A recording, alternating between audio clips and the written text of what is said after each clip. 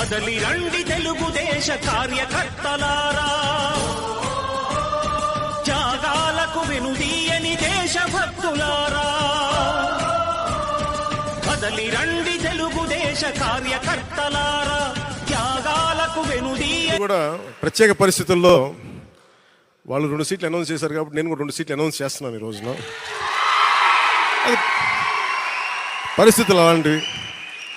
so నాకు కూడా ఒత్తిడి ఉంటుంది, అప్పుడు చంద్రబాబు గారికి కూడా ఒత్తిడి ఉంటుంది కదా, నాకు కూడా ఒత్తిడి ఉంటుంది కాబట్టి ఆ ఒత్తిడిని నేను కూడా తట్టుకోవడానికి